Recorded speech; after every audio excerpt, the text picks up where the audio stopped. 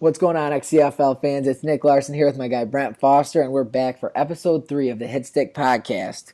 Well, as you all know, season 8 just finished up. We had a great Super Bowl between the Cowboys and the Jaguars, and the Cowboys came out on top. If you missed the game, feel free to go ahead and head over to our XCFL YouTube channel. You can check that out. Brent, why don't you break it down for the people what we got going for this episode? Yeah, so guys, final offseason, Madden 17 here. I hope you're all excited. Let's finish on a strong note here. So what we're going to do today is go over the all-rookie team, the Pro Bowl team, and then we're going to do a mock draft for you guys, and we've worked real hard on that. So hope you guys enjoy it. Let's get it started. All right, let's get it started. We're going to start with the all-rookie offensive team here. Brent, what guys stick out to you on this graphic here? So the first guy that's going to stick out to me here is Le'Veon Holloman from the Cardinals. He was picked second overall in last year's draft. I mean, he didn't have an incredible season for what's projected of him, but 5 picks, so that's a pretty good rookie season at least. 29 tackles. But this team was a playoff team, and they had an incredible season, and he was definitely a big part of that. So anybody you can draft who contributes right away, that's a really good pick. Yeah, I remember Coach Malik was really trying to trade up to grab the guy I'm actually going to talk about, the other corner, Stephen Cloud. And then I think the Bears ended up going with Cloud, so he had to settle with Holloman, but Holloman still put up a huge season. Stephen Cloud's my guy here. He was the number 1 pick in the draft. He had 43 tackles, 4 picks, lockdown corner, shut down half the field for Chicago all year. Even though they did struggle, he was their one bright spot. Anybody else stick out to you here? Yeah, I mean, keep in mind these are rookies with the stats, so they aren't out of control here, like some of the stuff we'll see when we get to the Pro Bowl. But how about Serwanga out of Jacksonville? Only 4 sacks during the season, but then when they got to the playoffs, he really stepped up on that stage and drove them to the Super Bowl, really. I mean, I remember the first drive in our Super Bowl, Serwanga launched off of Tyron Smith, who's a Pro Bowler, probably the best tackle in the league, and he got around him no problem and sacked Dak early in the game, causing a fumble, and that almost went back for 6. So, that if that fumble goes the other way, Serwanga might be the MVP of the Super Bowl. Yeah, very true. He's definitely a beast off the edge there. I'll go ahead and highlight one more guy here before we move on to the offensive team. Malik Himes, the strong safety out of Houston down there. He was an absolute ball hawk for Houston all year.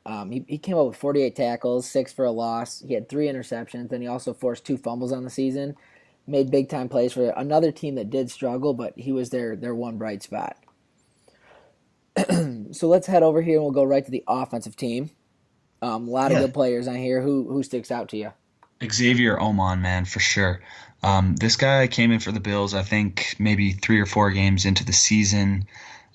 Still got 1,350 yards and 10 touchdowns.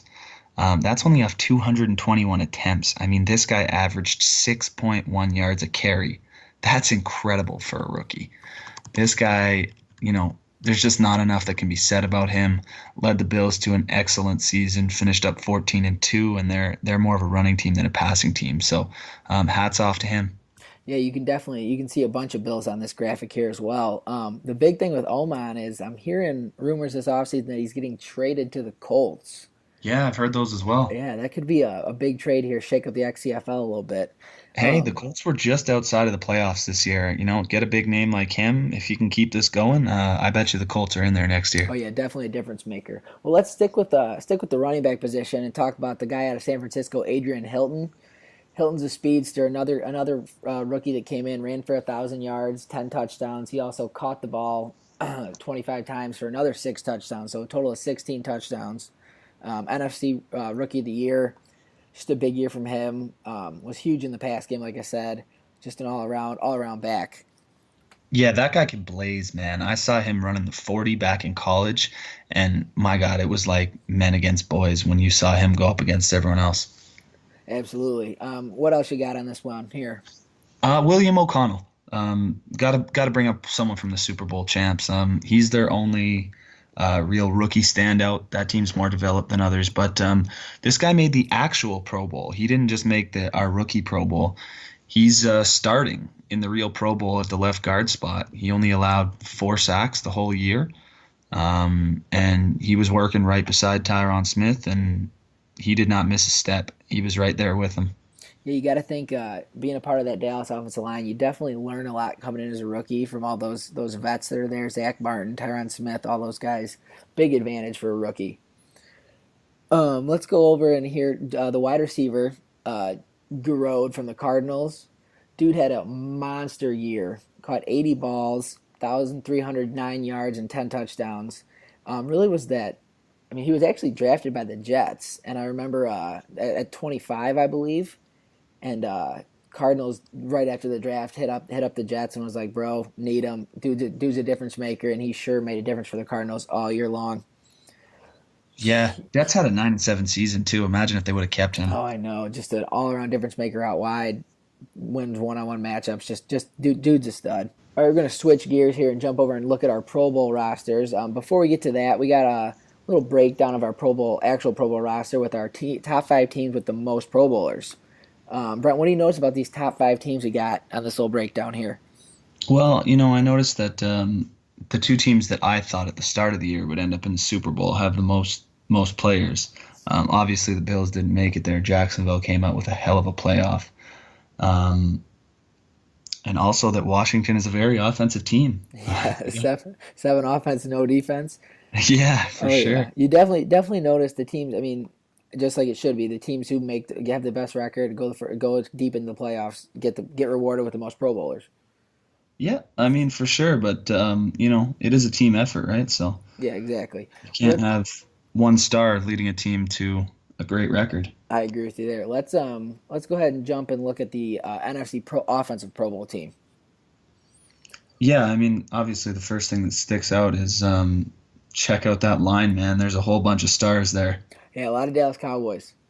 Yeah, I mean, look, the whole line made it, and Mike Pouncey, I don't know, what did he get? 50 snaps on the year, and he must have played his ass off on those because he even made it too. I mean, that's when you know you have a deep offensive line or a great offensive line. You have a sixth guy end up on the Pro Bowl team.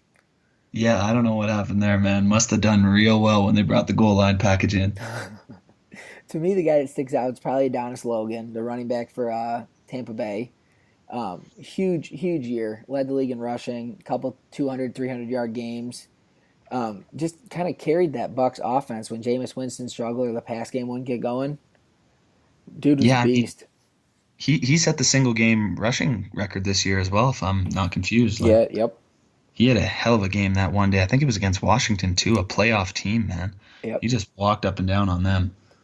Oh yeah, Outside absolutely. of that, I mean, Waller had an incredible season. That's the tight end out of LA. He can just burn. That guy's got crazy speed for a tight end, and he's big too. Yeah, he's put together 2 or 3 good seasons out there in Los Angeles for the Rams and Coach Jack. Let's jump over here and take a look at our NFC Pro Bowl defense. Anybody that sticks out to you here? I mean, for the most part, I like the D line guys here. Like Daniil Hunter had a crazy season, and Davin Ledyard, he really turned that Dallas team around. They went from one of the bottom 15 defenses last year to the number one, and he's the only different piece. Yeah, Ledyard, that trade, I think everyone was kind of looking at the Cowboys losing Zeke and the Browns are gaining Bellamy and the Cowboys are just getting this D tackle, like what? And then Ledyard just proves everybody wrong and comes out and has a monster year and changes the culture of that Dallas defense. Yeah, people were shaking their heads for sure, wondering why they'd get rid of a beast in Zeke. But yeah, I mean, if it changes the whole culture of the defense, it was well worth it. And if you want to shake your head at someone, why don't you look at the Browns? I mean, they got hosed in that. They got no one good out of it. Yeah, Bellamy definitely was a one hit wonder there. The guy that sticks out to me, the cornerback, Cunningham in Dallas. Guy was playing what nickelback all year for Dallas and comes in as the number one corner of the NFC in the Pro Bowl. Had like 4 defensive touchdowns. Yeah, he was balling out, man. I think he had more sacks than picks as well. Like he did it all. Oh yeah, all over the field. All right, Brent, let's take a look at our AFC Pro Bowl roster here, the offensive side of the football. What guys stick out to you here? How about the Hang Ten Bros, man? Philip Kirby and Daryl Jackson. I mean, God, I have never seen two white guys with long, blonde, flowing hair sticking out of the back of their helmets leading an offense. Um, I don't know where the chemistry came from, other than maybe the California connection. But my God, these guys are killing it this year. Daryl Jackson, we kind of expected from because he was pretty good in Buffalo, but Philip Kirby, it seems like having him next to him has kind of changed his game. Oh yeah, I mean you got two duos of quarterback and running back there with then the guys right below him and Woody and then Xavier Oman. Both again huge seasons for both of those guys. You can definitely see what teams had good seasons for the AFC if you look at the offensive lines. Yep. Take cover, man. It's a herd of buffalo coming at you. Yep, Buffalo. You got some lightning bolts down there for the Chargers. And then, I mean, yeah, Jacoby Askew, William Maudy, Tank Turner, those guys all had huge years catching the football. Just an all-around great year for AFC football. Yeah, and I mean, don't forget Jacoby Askew. Oh, yeah, Askew, absolute stud there. Best receiver in the XCFL. All right, let's transition over and check out the defensive side of the football for the AFC. What guys stick out to you here? Got to be Joey Bosa. I mean, 30 sacks on the year, just about. He just willed that team to a 14-2 finish. Kind of disappeared in the playoffs though, so I'm calling him out on that. Yeah, the Chargers definitely struggled with that early round exit. The guy that sticks out to me is going to be the cornerback Gatson in Houston. I think he led the league in interceptions. He was one of those guys that Coach Jack drafted and ended up sending him to the Texans. But a huge year for him. But I mean, as far as the AFC side of football, not many big names. You got a couple Raiders there with Mario Edwards Jr. and Khalil Mack, even though they had a rough year. Still performed. Got on the All Pro Bowl team. Anybody else? Yeah, just like you said, a lot of logos I don't expect to see on the Pro Bowl team. A little bit odd to see. You know, the Texans didn't have the greatest year. They got 3. Raiders, like you said, they got 2. Dolphins, I mean, they got a guy there. What do they have? 1 win? They got as many Pro Bowlers as they do wins. Yeah, there you go. Not a recipe for success. All right, XCFL, this next segment, we got a little treat for you guys. We're going to get into our first round mock draft. We got a couple guests on with us. We got Mel Kiper Jr. We got What's going on? We got Woody Cincy, and then we got our guy Rich Campbell. So how we're gonna go over this? We're gonna do a little mock draft. We got these 4 guys. We're gonna alternate picks, and we're gonna knock out all 32 teams what they're gonna take with their first round pick. All right? Sound good, guys? Let's do it. Great. All right. Ready to go? Brent, let's get it going here. Kick us off with the number 1 overall pick, the Detroit Lions. Yeah, so I mean, this probably won't be a popular pick based on his talent, but as we've seen every year, quarterbacks tend to go first. People jump up for him. So we'll start it off with DJ Perry out of Wisconsin. He's got incredible throw power and nice height at 6'6". Okay, why do you feel Perry's the guy over a guy like maybe Eric Frank, the other quarterback out of Pittsburgh? Yeah, just the accuracy. From what I've seen, I just feel like DJ Perry has a little more room to work with great throw power, and his accuracy's already there. I don't see the same in Eric Frank. Okay, DJ Perry from Wisconsin off the board. All right, next pick's the Baltimore Ravens, number 2. We got Woody Cincy. What we thinking here? Well, the Ravens have a lot of holes. I could see them going in a couple of different directions, but I gave him middle linebacker Chucky Thurman from Texas A&M. He's 6 feet tall. He weighs 239 pounds. It looks like he can make some plays. He'll be able to make some hits. That's just who I would go with that pick. Absolutely. What do you guys think about that? I think that's a solid pick. He's an outstanding backer. Absolutely. Maybe rebuild that Ravens defensive old school there. All right, let's move right over number 3. We got the San Francisco 49ers. They got a couple picks in the first round. Rich Campbell, what do you got the Niners doing at 3? I mean, the Niners got a great team. They got key guys at key positions. They're rated high. They do need a few needs in this one. I'm going to take them with a left guard, Brian Kennedy from Texas. He's a big guy at 6'5", 335 pounds. That's a big man. They're going to need help to move that ball from the backfield. I know it's a left guard early in the draft, but it's what they need. Yeah, you really can't go wrong with any kind of offensive line in the XCFL with all the pass rushers we got.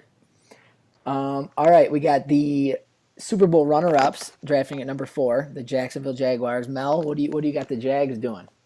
All right, let me tell you something. These Jaguars have an explosive offense. They're a high-flying offense, and they have Jacoby Askew, the number 1 receiver in the league, with 1,600 yards. It's time they get him a partner to go alongside him, and I see Russell LeBlanc filling that role out of Auburn. This receiver has the hands, he has the route running, he has all the skills you want for a wide receiver to lead your offense and come in and give Jacoby Askew a little bit of relief because they don't want to have people double covering all year. So I see Russell LeBlanc filling in and having 1,200 yards this year. Oh, wow. Big year for rookie. That could be rookie of the year right there. Absolutely. All right, let's move on to number 5. We got another San Francisco 49ers pick. We'll go to Brent for this one. Yeah, I'm going to see them going on the other side of the trench here. They took the left guard at 3. I think they need to get pressure as opposed to preventing it to really step this team up. So we'll go with Ramel Glenn out of Texas. We thought he was going to go number 1 earlier in the year. So getting him at 5 is kind of a steal. Oh yeah, absolutely, a tremendous talent. That was the guy who pulled himself out of the draft because he wanted to go get his business degree, but he's back. He's committed to football, and hopefully he'll be a good guy for the 49ers. All right, Woody Cincy, we got number 6, the Chicago Bears. I think this one's a no-brainer. Listen, I've been studying lots of game tape. I've been watching this college kid. Eric Frank, quarterback. Now listen, some men in this league, they don't like to say whether a guy's good looking. You look at this guy, he's got those charming eyes. He's got all this stuff. Beautiful girlfriend. And when I shook his hand, I just said, this is a face of a future franchise. And let me tell you, I can assure you, Eric Frank doesn't even make it this far to the Bears because somebody's going to end up trading up for this guy. I mean, once you meet him and you get him in that meeting room, oh my gosh, I can't say enough about Eric Frank. He's going to be the quarterback of the future. Sounds like someone to be really excited about. What do the rest of you guys feel? We'll start with you, Mel. Eric Frank compared to DJ Perry. No. Well, what I saw out of Eric Frank was I saw a very controlled quarterback, a very accurate quarterback. I think the one thing he just lacks compared to Perry is the arm strength. That's really where he falls short. But he still has the NFL arm. He makes the NFL throws. I think it's a good fit. Okay. He's got those blue eyes. He does have the blue eyes. Who do you want in the trenches? You want some guy that you don't trust, or you want this guy who can look in the eyes and say, wow, I want this guy to take me out after we win the Super Bowl? Well, I want the guy to do both. Well, Chicago, you definitely got your guy with Eric Frank. All right, let's move on to Rich Campbell with the Buccaneers' first of maybe, I think, 5 first-round picks. What do you got, Rich? Yeah, the 5 picks is correct. I got a few of those tonight. This being the first one of 5. Again, not many needs for the Bucs. They seem to move their guys around and get these draft picks every year. They're in the top 10 usually picking. This time, I think they're going to fill up the middle of that defense on the line and go with Desmond Urschel from Louisville. He's another big guy, 6'4", 294 pounds. Just to quickly talk on that last pick, I honestly think that the Lions might take Eric Frank at 1 over DJ Perry, in my opinion. Okay. Some people have been saying Desmond Urschel could be pound for pound the best player in the draft. He's a big boy, can play in a 3-4 or 4-3 defense, so that's a great pick for the Bucs there at 7. All right, Kuiper, what do we got for the Jags again here at number 8? All right, well, I ended up with the Jags again. And the Jags, again, had an awesome year. They performed above expectation. And what they need now is they need another DN down there. And unfortunately, this draft does not have a lot of DNs that are worth this top pick. But you know what? Marcus Hodge is an outside linebacker who can put his hand in the dirt and he can play DN. This young man is strong. He can perform with the best of them. 30 reps at the combine. 6'2". He's a little undersized at 238 pounds. But you know what? This young man can play, and not many people could stay in front of him this year. Look for Marcus Hodge to come in, add about 6 to 8 sacks to that sack total for the Jaguars. Get a little pressure on that front 7. Oh, yeah, that'll go along with their pick last year, that Andrew Sawanga, their defense end they took. That'll be a nice addition to the team there. All right, Brent, what do we have here at number 9? Yeah, I got the Jaguars again, 3rd time in the top 10 after being in the Super Bowl. So this is a team that I'm looking at to make the Super Bowl this year. I got them taking Lamar Money, right tackle. Dallas actually wasn't able to get to their quarterback very often, but outside of that game, that O-line did not perform well this year. Oh, yeah. So real quick, guys, I want to make a correction and say the 8th pick was the Houston Texans taking Marcus Hodge. The Jags had 9, not 8. But, yeah, absolutely great pick with Lamar Money, one of the best names in the draft. Can't go wrong with the stud tackle. And we'll go right here, number 10, rounding out our top 10. Who do you get the Broncos going with? The Broncos have a lot of holes, and I don't know how deep the halfback class is going to end up turning out, but I'm going to go with halfback Spencer Nielsen from Georgia. He's 6'1", 224 pounds. He can carry the rock, has great vision, makes a stiff arm like you wouldn't believe. The only question is, what he's doing off the field. But other than that, Spencer Nielsen's definitely a top 10 pick. Absolutely. It's a great pick there. All right, Rich, let's move on to number 11 here with the Raiders and Coach Doss. What are you thinking? Well, at number 11, the Raiders need a bunch of needs. As we know, Doss is still MIA. We're unsure what's going on with his custody. Big question mark here, but since the running backs are going off the board, I'm going to have them take Larez Baptiste here. I feel strong with this pick. They have a lot of speed at halfback. They might need a power guy for goal line and short yardage situations. He's from Florida State. He's 6'2". He's 238. He's a big guy. He's got a good stiff arm. He's got good ball carry vision and good carry. I think overall this is a good pick for Doss, for the Raiders at this point right now at number 11. Yeah, Baptiste he's a pile mover, 240 pounds. That's a big boy. Any concerns about the speed playing in the XCFL where speed's such a big deal? A little bit, but they have the speed there. They need the guy for the short yardage situations and the trenches. And let's say red zone is a big thing in the XCFL. You need to score points when you're in the trenches. And a big guy like that moving the ball through the line, it's a big pickup. I'm not too worried about it because they have speed already as it is. All right. Kuiper, we'll go to you at number 12 with the New York Giants.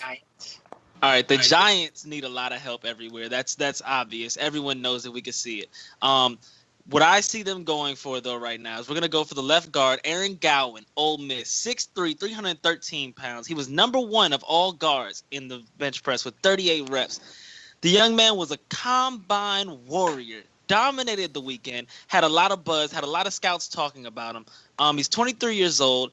He just led and he dominated the pass blocking scene. He didn't let a lot of people in. In the SEC, you have a lot of pass rushers. You have a lot of top defenses. They're supposed to be the toughest division in college football, and this young man was a standout all year long. I don't see how you don't go with Aaron Gowan and try and protect Matthew Stafford up front. That sounds like an awesome pick, yeah. And like we said, the Giants have a ton of holes, so this will just fill a pretty big one for them. All right, Brent, in a deep safety class, I'm hearing you got the Philadelphia Eagles going with a safety at number 13. Am I right? Yeah, absolutely. They just need playmakers down in Philadelphia. Coach Boone loves playmakers. They're just guys with speed who will go out there and take the ball for him. This guy's got 4.4 speed, decent height, and he's hard hitting. So I would look for them to take Robert Means. Okay. Woody Cincy at 14, the Buffalo Bills. What are you thinking with a team that has pretty much every need filled? Former Super Bowl champion, Andrew, one of our best players. I definitely could see him go right guard, maybe a playmaker. But here's the inside scoop that people don't realize. Andrew and I are friends. We've been texting all morning. And when I asked him, I said, Andrew, give me some insight on what you plan on doing. He said, none of my business. And I had to tell him, listen, none of my business. I'm going to give you a fullback then in our mock draft. Calm down and let's sit there for a minute and let's think. Truly, I see him going with Arsenio Toole, strong safety from Clemson, 6'4". You can't teach height. He's also 4'5" speed. You can't teach speed. Those are two things that I could easily see Andrew capitalizing and getting him to join the Buffalo Bills. Absolutely, but Tuller's been a rise up all draft boards. I think he started out ranked low, and now he's shooting up towards the top 10. So he'd be a steal here at 14 for the Bills. All right, Rich, let's go to number 15 with the Tennessee Titans.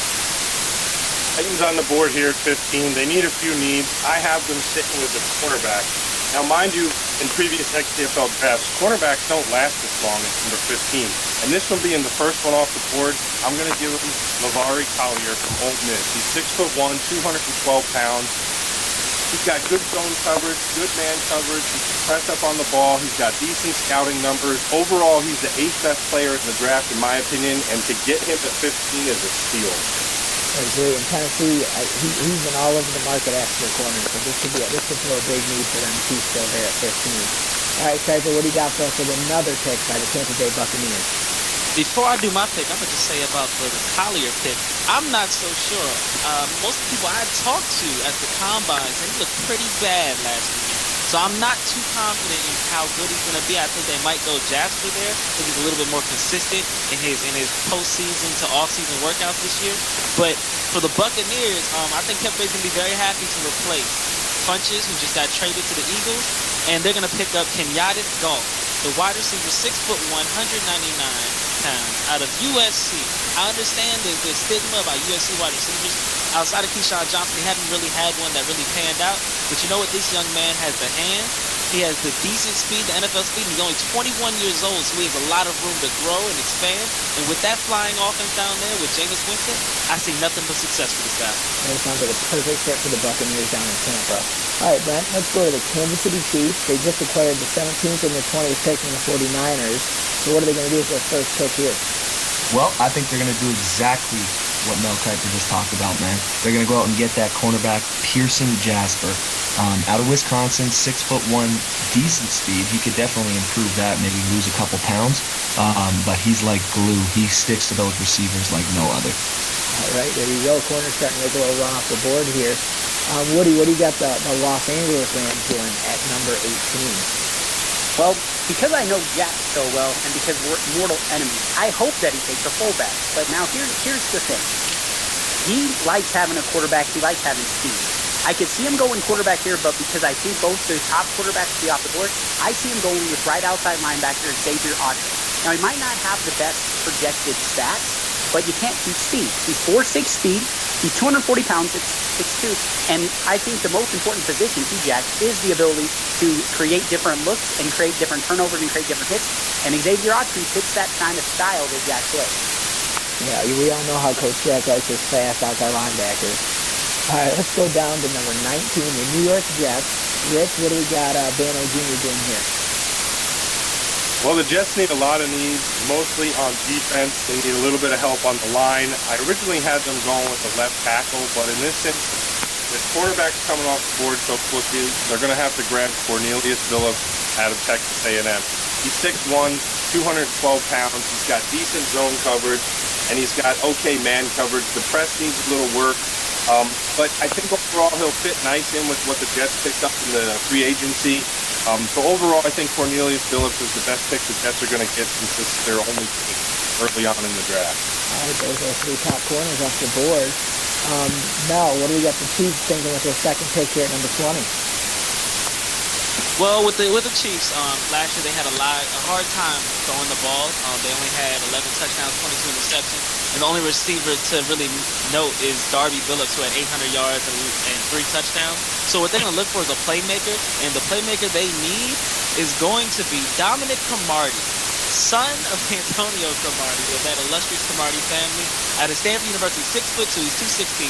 He's not the fastest receiver. He didn't run too well at the combine. But you know what? He knows how to run his routes. He can catch the ball. It's about time they had someone who could do that because they don't have anyone right now. As the leading receiver for touchdowns was 3 touchdowns, and that was a tie between Phillips and Thomas. This time they got a big play receiver, and I think that Cromartie's going to be the one. Good pick for the Chiefs, Will. All right, let's go to 21 here with the Cardinals and Brent Foster. What do you got for us? I got Lorenzo Timms out of Auburn. This pick makes no sense as opposed to their needs, but I've seen the Cardinals guy draft, and all he cares about is speedy playmakers. If they have speed, if they can hit hard, if they can catch, this guy wants them on their team. So the Cardinals will go ahead and take Lorenzo Timms, and they'll figure out a way to work him in and make it work. Yeah, Timms in that 4.46, which is third best on all the free safeties at the combine. So that's a solid pick for the Cardinals secondary. All right, Woody, once again, we're back at the Tampa Bay Buccaneers at 22. What do you got for us?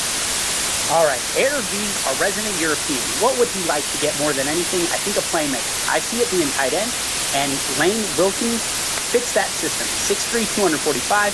He had the 8th fastest combine for the tight end at 4.76. From Wisconsin, I definitely see him doing that, and I definitely think that the Buccaneers get back to the playoffs. All right, Bucks back to playoffs. Lane Wilkins and pick at 22. Rich, what do you got for us again with the Bucks back-to-back picks here? Buccaneers again. I mean, they're all over the place in this draft. I think each of us have gotten one turn for the Bucs. I think Brent's coming up in a little bit. But here, again, not so many. I got him taking a wide receiver down here with Jarrell Gritton from USC. He's 6'2". He's 211 pounds. I mean, what else can you really pick up? I mean, they're getting everything they really need in these earlier picks. So wide receiver is the way I go here for this one. Well, it's the second USC wide receiver off the board between Goff and Gritton, so they definitely have some talent down there in Southern Cal. All right, Mel, the Patriots, a team with no needs. What do you got for us? Well, Yost has done a great job of building that team over there in New England, and they're always a perennial leader of the division. They're always in the playoffs, always a hard win. And you know what? They're gonna probably take the best player on the board defensively. I know they like to go defense first, and Vazzy Lewis out of Miami. He's 6 foot 224, and the young man can bring the wood. He's out of the U. And the U is known for their hard-hitting players, their amazing defense. And you know what? With the 4.5 speed, he reminds me of another young man out of Miami. A little bit slower, but Sean Taylor, that big-hitting safety, yeah, look for Vazzy Lewis to create some noise this year. Awesome pick there for the Pats. I think they'll definitely get some use out of Vazzy Lewis. What a name. All right, Brent, 25, the 49ers for their third and final first-round pick. What do you got for us? Rayshon Brinkley out of Nebraska. Corners have been flying off the boards. They really need to go out and get themselves one. And I think they're quite happy with who dropped because from what I've seen on the top 4 corners, he's the fastest one.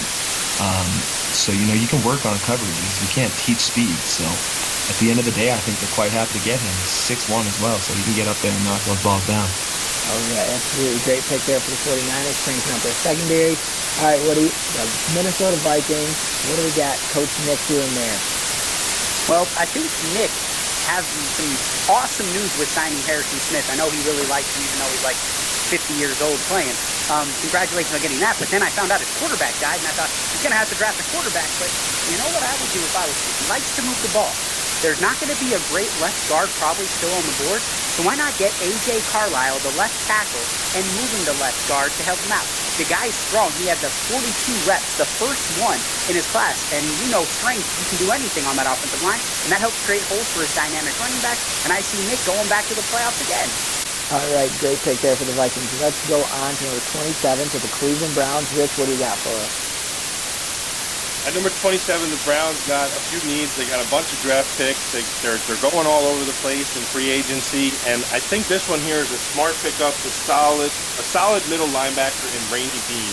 I mean, if you didn't have the other middle linebacker in Chucky Thurman, this is the guy you're going to want. And for him to fall at 27 to the Browns is a big-time pickup for them in the middle of the field. He's 5'11", 249. He's a little bit bigger of a guy, but that's because he's got hit power, he can tackle, and he can shed the block. I think this is a big-time pickup for the Browns if he can get them down here at 27. They're going to need it because that Browns coach is not that great. Another awesome name for another XCFL. All right, Mel, let's go with you here at 28 in the Chargers. All right, well, many of you may notice I had Dustin Meadows up on the board up until a couple of minutes ago. I just got a notification on my phone that he was arrested last night outside of a bar for a bar fight. So that's going to make his stock free fall, which is going to land the Chargers, who have a couple needs, but right now the best option on the board is going to be a tight end. Another option for Russell Wilson. We know he loves his tight end. We're going to go with Diamond Rutherford out of Colorado. The young man is a talented tight end. He can catch the ball. He's big at 273. He can do a little blocking. He can do it all, and he can open up that offense for you. So in an offense that often struggles, only had about 2,500 yards last year, you're going to look for a reliable target to go alongside Hunter Henry and really give him some solid stability in that offense. That's an awesome pick there. Poor Dustin Meadows, man. Just days before the draft, and he's going to go and get himself arrested. Not a good move there. Poor decision. Poor decision, absolutely. All right, Brent, what do we got at number 29 again with the Bucs? Their last pick? Yeah. Yeah, I just think they need a pass rusher. They really don't have a strong pass rusher on either end right now. So I think they'll go out and get Kenyon Chisholm.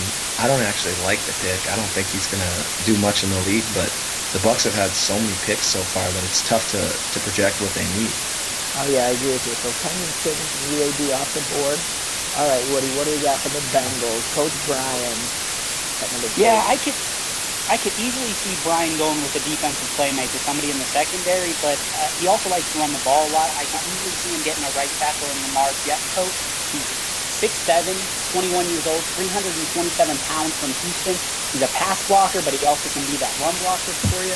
And I definitely think with the way, he likes to run the ball, I definitely think this would help his game. Yeah, another great pick there. All right, let's head over to the Browns again with their second pick here at 31 with Rich. Here the Browns picking up another pick late in the draft. As I mentioned earlier, they do have quite a few needs. They also have the best player available here, I think. They need another wide receiver. but I think they're going to go with free safety Lindsey Felder from USC. He's 5'11", he's 206. He's decent man coverage, or decent hit power and decent zone coverage. Tackling needs some help. He's a red chipper, but I think he'll do well there in the season. All right, please get their guy, Lindsey Felder. All right, Mel, finish it up for us. Number 32, the champion Cowboys. What do you got for us? All right, well, the Cowboys just came off of a Super Bowl season. They just had an amazing year. And what they're going to look for really out of this stack team is they're going to have a running back. I think the best choice on the board would be Runder Milne.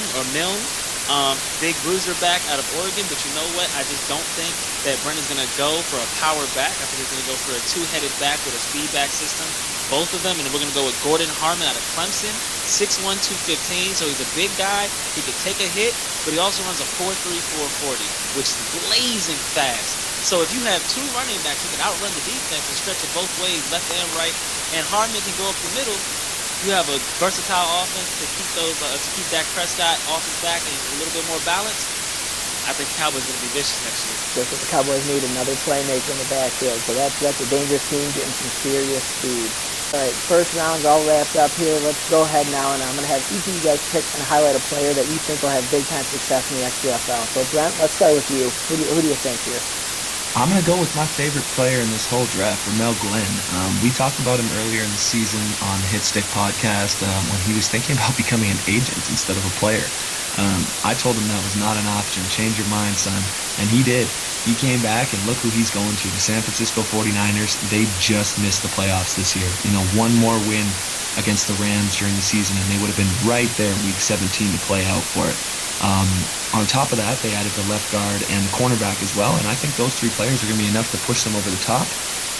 So great fit for Ramel Glenn. He gets to come in there, be the beast that he is, and probably push for a playoff appearance in his first season. Oh, yeah, I guess Ramel definitely listened to the podcast, so he definitely took your advice, that's for sure. All right, Mel, let's slide over to you. Who you highlighting in this draft? If I had to highlight one lock of a player, it'd probably be because of the system, and that's going to be Russell LeBlanc. He's going to end up going to the Jaguars, I believe, with their top pick. And he's going to line up alongside Jacoby Askew in an offense that's really never had anyone to take attention away from Jacoby. And when you have an offense that's high-flying, we're just going to one receiver, you throw in another receiver, all of a sudden you have a tandem that could probably tear up the league. So honestly, look for Jacoby Askew and them boys to throw for 5,000 yards this year. I think it's a perfect situation for him at 6 foot and 199. He's a lot. Sounds like a match made in heaven there. Okay, we're going to go over to Woody Cincy. I think we know who you're going to talk about because you've talked about a little bit already, but who do you got for us? Future Hall of Fame. Now, Hall of Fame? Hall of Famer. He's going to make it. One season. Wow. Speaking of Pittsburgh quarterback, look at his body. 6'6". He's just like Ben Roethlisberger, except he's not ugly. That's the key right there. That wins games. You think people want to sack a quarterback that's good looking? They're like, let him go. Okay, there we go. You have it there. Eric Frank, Hall of Fame after one season. All right, let's close this up here with Rich Campbell. What do you got for us, Rich? Well, without a doubt, the Buccaneers, who had the most picks in this draft by far, I have them at number 7 with their top pick, Desmond Urschel, as the guy to look for in the XCFL. He's going to do big things right as soon as he gets on the field. He's one of the only better defensive tackles in this draft. He's 6'4", 295. He's 21 years old. He's got great pursuit, great block shed, great power moves. He was in the top of his class when it came to the combine. He was first in the broad jump, third in the shuttle, and first in the press. This guy's putting up weight, 36 reps on that bench press. This guy's going to be pushing guys all over the place and getting to the quarterback. Mark my words. Oh yeah, that's an awesome pick there for the Bucs. One of their many picks they had today. So I guess thank you guys so much for coming on for the first ever XCFL Hitstick podcast mock draft. Anything you guys want to add before we get out of here? Go Cowboys. Go Cowboys. There you go. I like Go Eric Frank, win a Super Bowl. All right, well, for Woody Cincy, Mel Kiper Jr., Rich Campbell, and my co-host Brent Foster, thank you guys for listening. Make sure you comment, let us know how you like the show, and we are out of here. Draft Sunday, 8 p.m. We'll see you guys there. I can't stop.